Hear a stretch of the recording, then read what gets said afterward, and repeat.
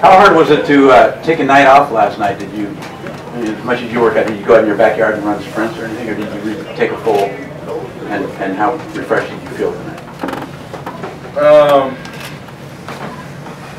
I mean, honestly, nobody really likes taking days off when you know you're a competitor and there's a game to be played, and you keep the big picture in mind. Obviously, it was a decision that was kind of thrown at me from the powers that be, and even though it's just a day, there's a difference. Just feeling a little bit, having a little bit fresher legs and trying to get energy back. And knowing we have 10 games left, playoffs until the playoffs, or 9 now. It's important. So I doubt it'll happen again, but definitely got to take advantage of it. A quick follow-up: when you take a day off like yesterday, when they come to you, do you debate with them, or you just say, okay? You argue? In my wiser, older years, I think I can listen a little bit better. Obviously, it's not just taking the day off. You got stuff you got to do. I work out, lift, prepare your body for that next game. So it's not just go home and just sit in the bed all day. There's still work to be done. Steph, before sitting out yesterday, you went through a string of 49 consecutive games. How would you compare how you're feeling physically this season compared to others? I feel great. To be honest, before they brought the idea up, it wasn't on my radar at all. I was feeling good. Obviously, I try to pride myself on being durable and being available. Obviously, with the injury, early in the year, missing 11 games, it was tough to sit out. But I hadn't been shooting the ball extremely well. But it was, to me, it wasn't really a fatigue thing. It was just kind of how the game was going. And again, it's a lot about rhythm now at this point, getting close to the playoffs and wanting to be fresh and for us to have a great vibe and good chemistry. So you got to balance all of that. First 5 decades in the Bay Area, this team had 4 50-win seasons. You guys have had 6 in a row now based on tonight's result. For you, what has the evolution been like from when you got here to where you guys are now, where you're stacking up 50-win seasons?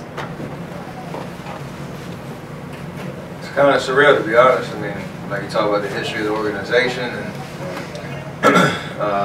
how hard it is to win NBA games, win championships, and string together year after year after year. So it takes a collection of talented guys, commitment to trying to put together the best team possible every year. That's front office, coaching staff, all the way down. So I think I have a true appreciation for what we've been able to do, and want to continue it for as long as we can. Steph, how focused is this team on getting the 1 seed? I know you went back ahead of Denver. Is that a #1 priority for you guys? I think it goes hand in hand with how we want to finish the season. So if we take care of our business, more times than not, this last stretch of games, that should take care of itself. And then in doing that, we can judge, how we've been playing defensively, finding that offensive rhythm and balancing all the talent we have out there on the floor,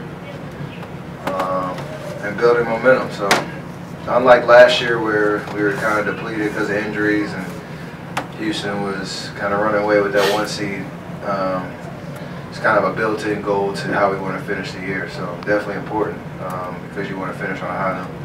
And you spent a lot of time with Zaza after the game. What was it like to see him, and what did you chat about that you can share? I mean, it's always good to see Zaza. He's a great dude, great teammate, a guy that just loves playing basketball. And we talked about family and parenting and all that kind of stuff. That was a conversation on the floor. But just when you see a guy that you went to war with for 2 years and won championships with, and know that he's moved on, but still a part of what we were able to do and celebrate him tonight. That was important. So it's always good to talk to him and see him. Steph, obviously having you back tonight was kind of a catalyst for the success for this game. But Steve mentioned that Draymond's ferociousness on defense kind of sparked the energy for you guys. What did you see from him, and what did you like from him today? He took that challenge. It was kind of reminiscent of 3 or 4 years ago when we saw Blake in a different jersey. But we had a game plan to defend him a certain way, and Draymond took that challenge on, being physical, trying to make it as difficult as possible on him all night. And that gave us energy for sure, especially in that first quarter, to get off on the right foot, have a lead early, and play from in front. So offensively, he was a lot more aggressive than he's been. So all things, he put together the total game tonight, and that gave us a huge lift. Last one, left-hand side. Steph, KD had said that there was a sense of added urgency tonight after last night's game. Did you share that view? Definitely. Nobody felt good about that, even guys that didn't play. So, again, beauty of the NBA. Less than 24 hours from leaving the locker room, we're right back, going to war again. And important for us to, just bounce back. Coach wrote on the board, it's what we do. We bounce back from tough nights, and you can see that sense of urgency, especially in the first quarter, to set the tone and try to make the game as easy as possible, on ourselves for 48 minutes. Great, thank you. Appreciate that. No practice tomorrow. We'll practice on Tuesday night in Memphis.